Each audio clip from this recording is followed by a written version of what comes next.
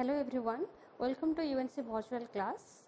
I am Pragalin Saho, lecturer of Computer Science Department.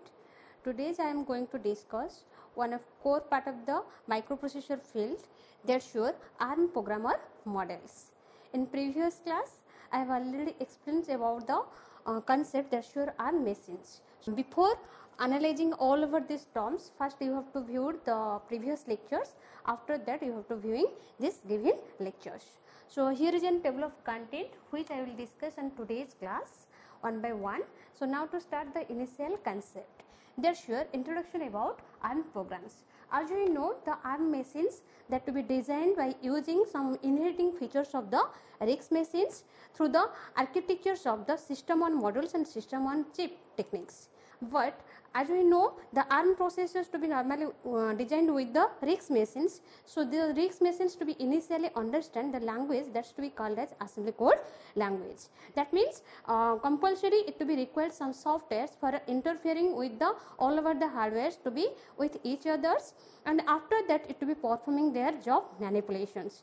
That means in case of ARM programmer models, the ARM machines also to be required some programs, some software, some instructions codes through which all over the different types of peripheral elements that to be interacting with each other for performing all over the user level program executions. So now to start, what is programs? As we very well knew that program means the program is the collection of instructions. That means some of codes and also some operands. When that all over the two things that to be interconnected with each others and provides one objective that is to be called as programs. And as here the ARM machines to be always executed different types of user level programs and processing all over the user level jobs by using your assembly code formats to assembly code language that to be consisting of different types of elements. Why? Because the program cannot be directly executed. It requires some rules and regulations. So what are the rules and regulations that to be embedding with the given program executions? So before discussing about all over the components parts of the programs, first we know that as we know, in case of the processor to be provide set of instructions to performing the given operations that through which the programmers to be implements their programs and also that to be manipulated. That means as we know, the processors that we contain set of instructions for performing any types of operations, and by using this state of information, state of methods, the programmer to be changes their state.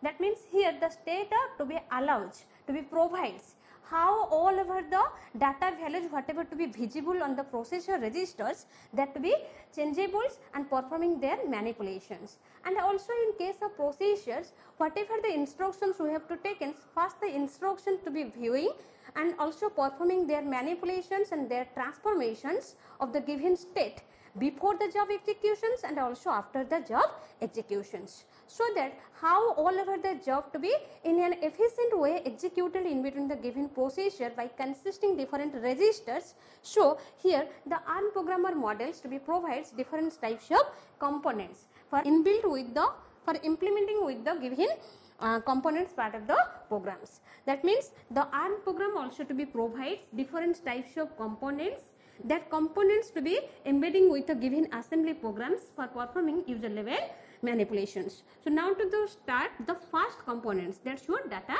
type. As we know what is data types. Data types to be specifies which type of data we have to taken out and also how much memory that consumed given data for storing in between your memory. But in case of assembly code language, as we know, all over the data to be represented on the format of English alphabetic. So here the data type only to be specifies how much memory to be consumption, how much memory to be required for the given data storage. Generally, it to be provides three types of data types. And these three types of data types are, the first one is whenever we have to needed for taking all over the data elements on 8-bit format, that to be possible, that is to be called as 8-bit data type or byte data types. And the second data types that to be provides, that's your 16-bit, otherwise that to be called as half word byte, half word. That means here this data byte to be aligned on 2 byte boundaries. And another types of data type that to be provides, that's your word or 32 bit. That means here the word to be comprises aligned on the 4 byte informations. That means if the programmers to be needed for representing, for storing all over the data value and representation of 8-bit format or 16-bit format or 32-bit format. So here that to be specifies the size of the given data by using the data type key elements. So now goes to the next concept, that's your ARM processing state. What is ARM processing state? That means, as we know very well, the processors to be provide set of instructions through which different types of operations to be performed. After that, the programmers to be check the state of processor informations of the given elements. That means here the programmers to be change the state of information of the given system by incorporating the given processors. After that, the processor to be check whatever the state to be changeable, that state to be allows for changing, for performing operations above the data values which is to be visible on the above part of the processor registers.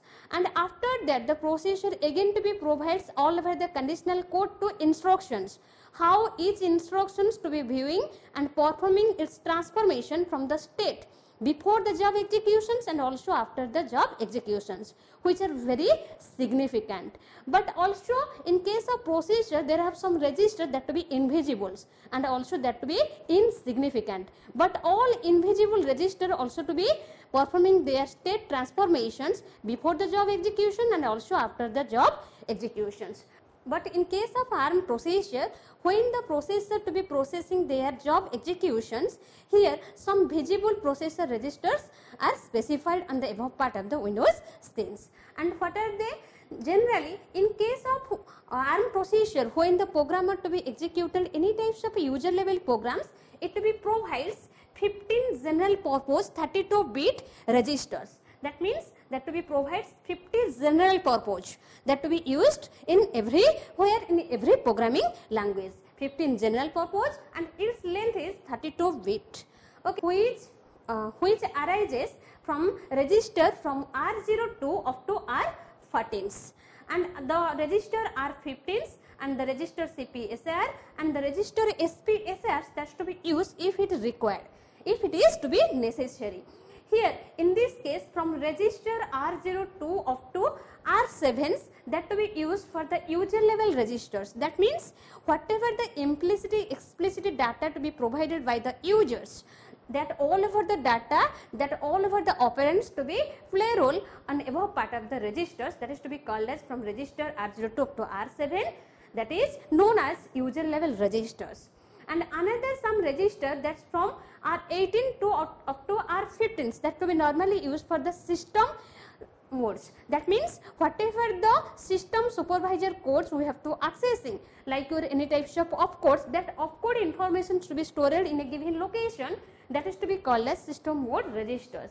And another some register that's your CPSR and SPSRs. But generally the R14 register, PC register to be specified the next address of the current job executions, and the R15 registers to be normally used whenever any types of exceptions to be occurs. That means whenever any types of error to be occurs and that to be required for handling purpose. In this case the register R15 to be used. Now goes to the next register, that's to be CPSR, that means current program status registers. So what is the function of current program status registers?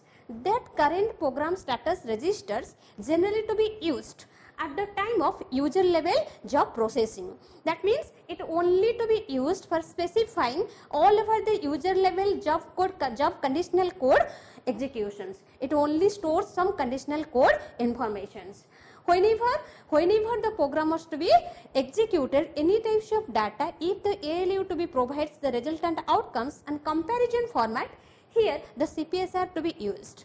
And also it to be used if any types of control code or any types of branches code or any types of conditional codes. In this case the CPSR to be provide some flag informations through which the processors to be understand and performing their job manipulations. Generally this registers to be contains 32 number of code bit. In case of CPSR it to be provides 32 number of flag bit, where the number of flag bits that to be present on the bottom part of the given registers, this bottom part of register flag information to be used for the system purpose, and the top positions that to be provides 4 bits which is to be visible and that to be used for the user level purpose for the understanding how the processors to be executed their job and in which states that to be present. And that 4 bits are given below. That sure one is N and another one is the Z and another one is the C and another one is the V. So what is N flag? N flag means negative. That means whenever the ALU to be performing their job manipulations and the last bit of the ALU elements, ALU resultant elements, if that to be changeables and the flag to be provides, the value is 1, in this case the value is negative, in this case the N flag to be used. That means when the 32-bit resultant data that to be executed and the 32-bit of top position elements that to be contains the value 1, here the N flags to be returns. Then after that the second flag that to be visible by the users, that shows Z, that means 0. That means when the ALU to be performing their manipulation and changes the last value and after that also the flag to be changes their value on 0. That means here all over the resultant 32-bit value that to be provides the resultant outcomes, that is 32 0. So in this case the Z flag to be returns. Then goes to the next flag, that shows C. C means carry. That means when the ALU to be performing any types of calculations and the last value that to be carry off and the last value that to be changes off and here the flag to be carry out. In this case the flag to be returns. And after that goes to the next flag, that sure V, that means overflow. That means whenever the ALU to be performing any types of shifting calculations and here the flag to be generates any types of overflow conditional codes like your sign bit, here the overflow flag to be generated. And in this case these 4 types of conditional code to be that to be visibles and that to be provided for the user understanding by the given processor, that is to be called as CPSR. Now goes to the next register, that shows set program status registers. That means that set program status register to be used when any types of interruption or error code to be occurs and that to be required for storing some few time periods. In this case the set program status registers to be used, and that's the register bank structure of the given ARM processors. Now goes to the next concept, that shows load and store architectures. That means as we know, the ARM processors to be embedded with the concept of RISC machines, and the RISC machines always executed their job by using load and store mechanisms. That means all over the job that to be roll on in between your register for performing their manipulations and also stored their resultant elements in between your registers. And also another functionality the RISC processor provides, if the programmers to be necessary for fetching some data from the given memory location to of the registers by using the load command and also performing their resultant outcomes that to be storing by using store command from register to memory, that to be possible. That means in single word, in case of RISC processors it to be provides register to register manipulation and also register to memory and memory to register manipulation, but it cannot be support memory to memory manipulations, as the complex instruction set technique that to be supports memory to memory manipulations. So how all over the data memory to memory manipulations to be possible in between your ARM processor. So it uses 3 phases. So what are they? The first phase, that's your data processing instructions. Data processing instructions. Data processing instructions. That means here all over the data, whatever the data we have to taken off for its executions, that all over the operands to be play role in between your registers, that to be used for its job manipulations. If necessary for changing this given operand, that to be also possible, but all over the things that to be roll on in between your register, that is to be called as data processing instructions. And the second one phase, that's your data transfer instructions. Data transfer instruction. When the transfer terms to be initiated, in this case you very well knew that all over the data to be roll on in between a register to memory and memory to registers. That means in this case if the programmer to be necessary for fetching some data from memory to registers and after copying all over the data in between a register, then it to be performing their manipulations After that, to storing the resultant outcomes in between your memory locations. So here the data to be play role in between your register to memory and memory to registers. Now goes to the third concept, how the data to be interacting with memory to memory for its data manipulations. So that's your data control instructions, data control processing or data control instructions. In case of data control processing, here the all over the job to be executed in simply way by using concept that's your consecutive mechanisms. That means here all over the data to be executed on normal way one by one, but that to be stored in a consecutive locations. After that, by adding some different types of conditional codes, any types of branches code, all over the job to be executed one by one by using the procedure memory to memory mechanisms. That is to be called as data control process mechanisms. Okay, so that's the load and store architectures. Now goes to the next concept, memory interface. So what is memory interface? As we know, when the job to be performing their data manipulations, or whenever we have to enter some data, how the data to be stored in between your given memory locations. That means how the data to be addressed in between your computer systems. In general way, as we know, all over the data to be stored on linear fashions. That means on linear structures. That means all over the data to be stored in a consecutive way on the format of array structures on linear format. That may be one dimensional or may be two dimensional. In this case, also the ARM processor to be stored all over the given data elements on linear structures in a consecutive ways. But it uses two rules. The two rules are Little Indian methods and another one is the Big Indian methods. The first one is the Little Indian method, and another one is the Big Indian methods. So what is Little Indian methods? In case of Little Indian methods, if all over the lower order data bit that to be represented on the location of least significant bits, in this case we have used the Little Indian methods. That means all over the lower order data value that to be present on the lowest index locations. But in case of Big Indian methods, if all over the big order data elements that to be present on the lower locations, here we have used the Big Indian concept. That means maybe sometimes in case of ARM processor, all over the data to be stored by using Little Indian methods and also by using Big Indian methods. But by default, it to be stored all over the data elements by using linear fashion through concept Little Indian methods. For examples, suppose the data is to be given, the data is 32, 45, 6A.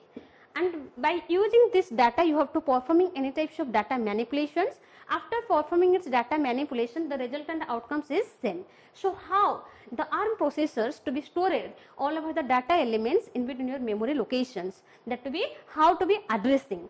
So if we have to addressing by using Little Indian methods, so here the in case of Little Indian methods, the lowest data value that to be stored on lowest order bit. That means first one is the 32, 45, after that 6A. But if all over the things data elements, if we have to store it on the format of Big Indian methods, so here in case of Big Indian methods, the highest data value as it to be contains the data value, that one is decimal format and another one is the hexadecimal format. So here the 6A value that to be very larger. So the value of 6A that to be present on the lowest order bit, and after that the next highest value, that's your 45, after that the next value, that's your 32. That means in case of Little Indian methods, all over the lower order data value that will be present on lower order index. But in case of Big Indian methods, all over the big order data value that will be stored in between the lower order methods. So by using these two concepts, the ARM programmers to be addressing all over the operand memory address locations. But by default that to be uses Little Indian methods. So that's your memory interface. Now goes to the supervisor call. So what is supervisor call? It is one type of protective mechanisms. That means it is one type of authorization mechanisms which protect whenever the user code to be containing any types of illegal codes, that illegal code to be avoided, that cannot be executed and that cannot be hampering the given systems. So in this case, the supervisor call to be provides the appropriate functions and checks if the code is valid, then that to be executed, otherwise that to be terminated. So it is one type of protective methods. Now goes to the next concept, that's your ARM instruction set. That means whenever we have to provide all over the opcode and operands, how that to be specified. In this case, the first rule that's to be provided in case of ARM instruction set, it provides different types of rules and regulations through which all over the opcodes and operands to be specified.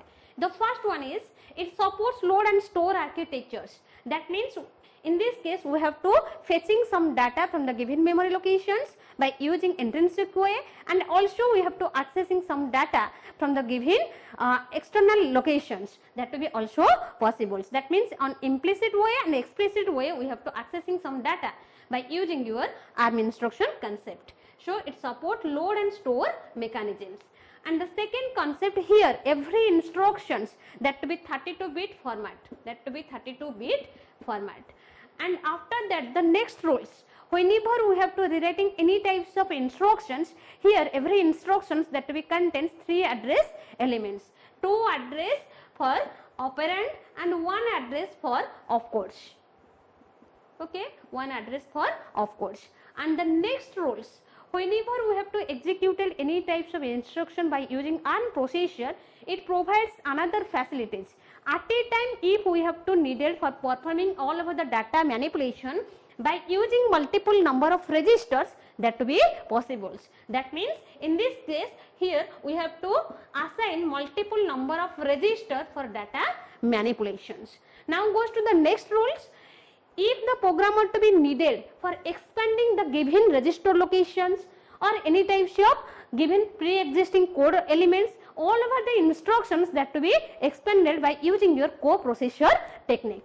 That means it provides another facilities, that's your coprocessors. By using this coprocessor, we have to expanding the given register size and also some existing inbuilt functions codes. Okay.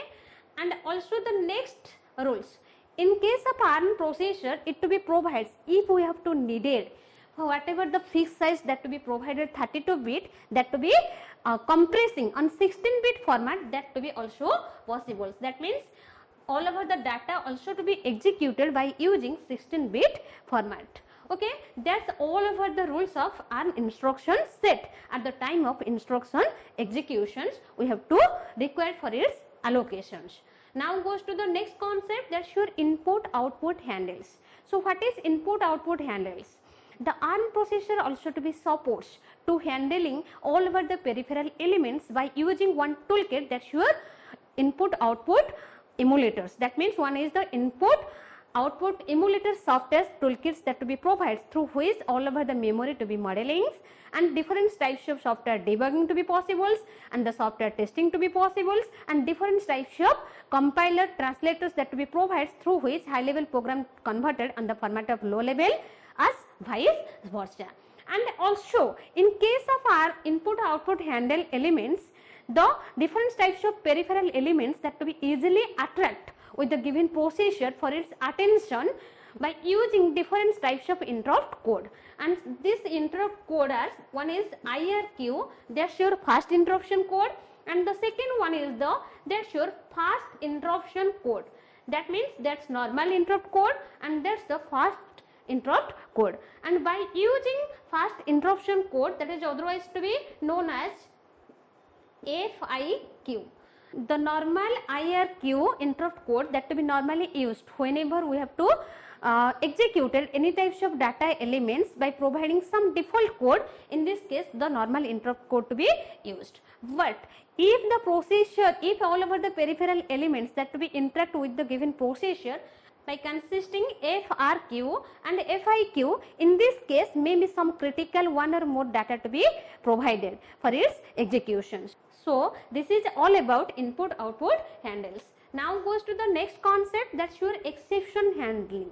Exception handling term to be initiated whenever any types of error prone to be occurs, or any types of interruption code that to be recovered, or any types of supervisor illegal code to be recovered. If all over these codes to be entailed together and that to be required to be for removing all over the things, in case of ARM processor, here we have used the exception handle concept. That means how the error prone that to be detected and providing error free elements or debugging informations. Generally in case of ARM processors, if we have to need for debugging all over the error code elements in between the processor, then the processor to be goes to phases. What are they? First, whatever the data we have to executed, in this case the ARM processor to be executing all over the current program information from PC to R15s. That means the R15 registers that to be stored all over the current program execution informations in between your PC. After that, similarly in this case the current program status register to be storing all over the status process status information into SPSR, set program status registers. After storing or saving all over the existing current informations, then the processor modes to be applied its processing debugging mechanisms. In second step, then the processor mode checks whenever where the error to be occurs, then that to be free by using program counters. The program counters to be emphasis where the error to be occurs by using the code 0016 to 1C16s. Whatever types of exceptional code to be occurs, that to be recovers, then that to be debug. After debugging all over the informations that to be provided to R14s, then through R14s the ALU to be performing their resultant outcomes.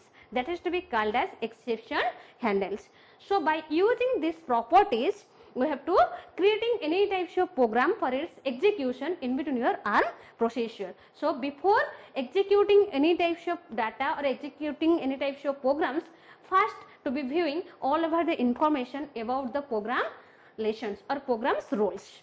Okay, so this is all about for today's class. If any doubt or conflict in your mind, then you can ask me with the help of comment box. That's all. Thank you.